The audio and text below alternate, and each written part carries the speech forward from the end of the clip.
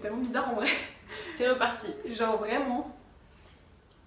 Bah en fait, bizarre. on est en France, donc c'est ça qui fait bizarre. On a repris les cours, ça fait 3 mois. Combien de mois qu'on s'est pas vu en vrai? Bah... Depuis le 20 avril. Depuis...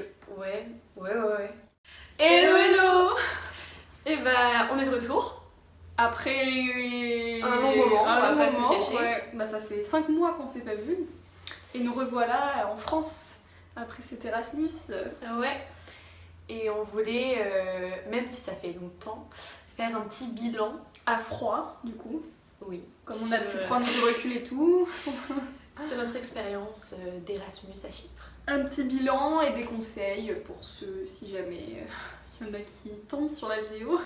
On Donc, commence par quoi Alors on va aborder plusieurs trucs je pense, genre le logement. Bah du coup, le logement, nous on a eu beaucoup de chance.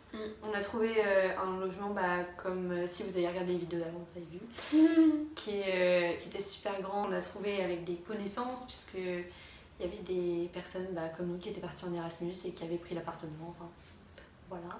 Du coup, en vrai, on l'a trouvé assez tôt. On partait en janvier et je pense qu'on l'a eu vraiment en novembre, quelque chose comme ça. Ouais. Et au final, quand on est arrivé, ça s'est super bien passé. L'appartement était immense. On avait chacune une grande chambre avec un grand lit double. Et bon, après, il était hyper loin de notre fac, parce que nous, on était à University of Nicosia. Ouais. Du coup, c'était vraiment loin, c'était à 20 minutes à pied du centre-ville, et ensuite, il fallait prendre un autre bus pendant 20 minutes. Donc, c'était super loin. Mais franchement, on était bien.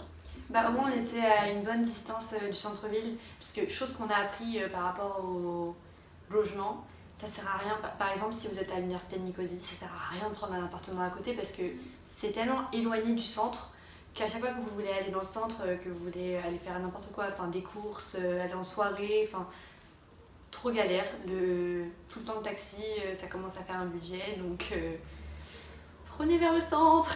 Et surtout, ne faites pas l'erreur de prendre un logement de la fac.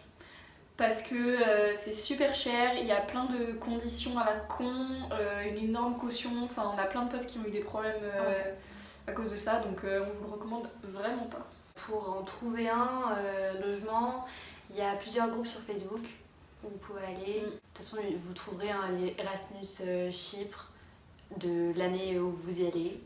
Et il y aura normalement une page, un groupe, quelqu'un qui pourra vous aider, des anciens étudiants qui vont lâcher leur appartement. Et après, sinon, il y a aussi une rue dans laquelle il y avait plein de logements Erasmus. C'est dans le centre-ville, c'est un peu éloigné du centre-ville de Nicosie, mais c'est Giorgio Seferi. C'est un peu la rue où il y a toujours des Erasmus, quel que soit le semestre. Donc il y a plein de soirées et tout. Cherchez par là.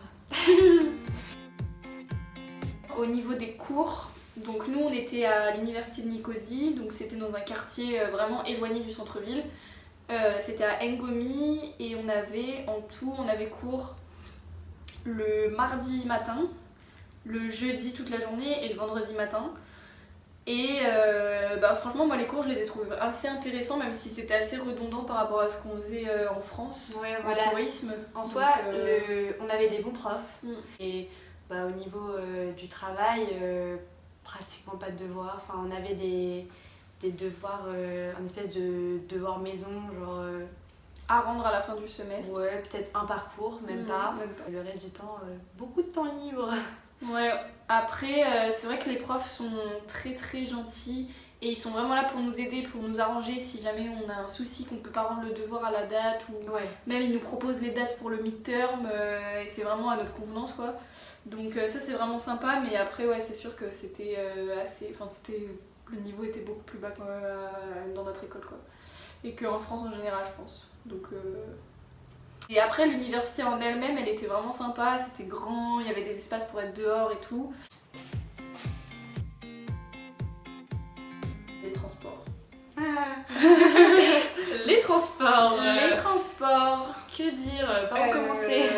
Déjà il faut savoir que Nicosie et Chypre en général, il n'y a pas de métro, pas de tram, pas de train, il n'y a rien, il n'y a pas de ferry en fait. Ouais, c'est ça.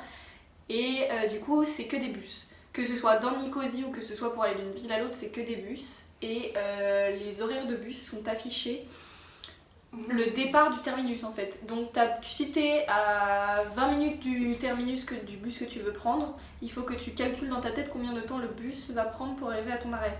Et les horaires c'est approximatif. Après on s'y fait, mais c'est compliqué, enfin on a eu du mal à s'adapter. Au début on comprenait rien. Après il y a des applications qui peuvent aider, j'ai plus les noms en tête. Il y a Motion. Et un autre truc. Et un autre. On essaiera de le retrouver. Ouais, voilà. On le mettra si... quelque part. Avec la carte étudiante en fait, de l'université, vous avez moins 50% sur tous les transports. Vous avez juste à la montrer en fait en rentrant et c'est très pratique. Et la carte, c'est 1 mois. Donc ça coûte 20 € au lieu de 40. Pour les bus. Ouais, pour les bus. Ça va pas pour les intercités, mais pour les bus. Pour les bus dans Nicosie, c'est 20 € par mois en illimité. Et par contre, c'est vraiment avec la carte étudiante de l'université. Si c'est la carte étudiante française, ça marche pas. Il faut vraiment attendre d'avoir celle de l'université.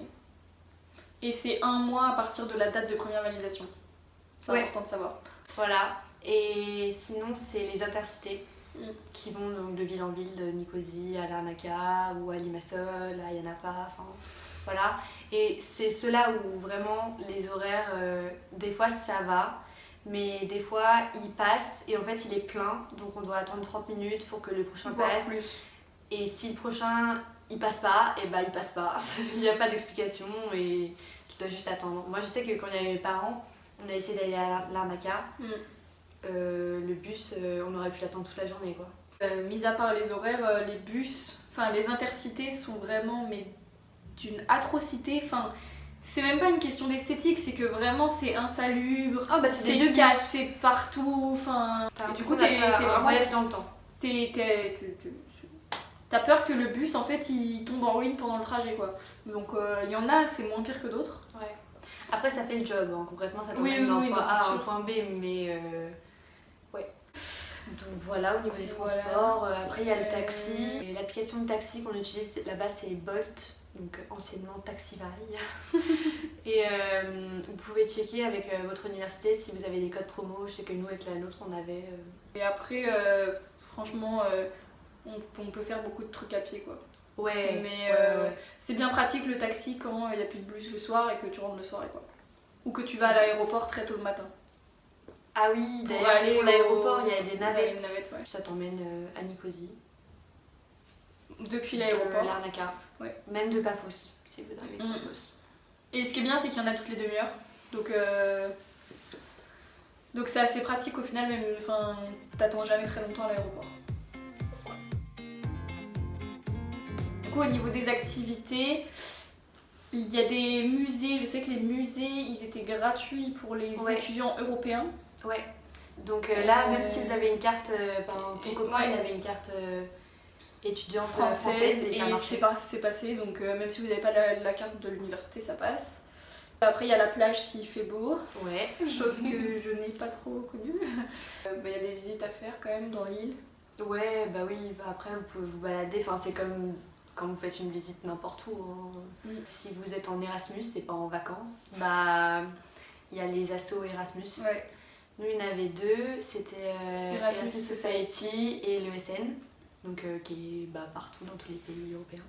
Il y avait quelque chose pratiquement tous les jours de la semaine, que ce soit des soirées, il y avait des soirées ciné, il y avait des voyages organisés, enfin voilà, des dîners, plein de trucs pour les Erasmus. Et c'est pas mal parce que du coup, si tu t'ennuies, tu sais qu'il y a forcément un truc dans le soir ou dans la journée. Ils organisent même des pique-niques le dimanche. Ouais. Bah quand tu connais personne au début, genre tu sors et d'un coup t'as toute une communauté. C'est ça, les petits étrangers qui débarquent. Non mais du coup franchement au niveau des activités pour les Erasmus c'est assez rempli. Après les activités quand t'es en vacances je sais pas du tout. Mais pour les Erasmus franchement pendant l'année tu t'ennuies pas.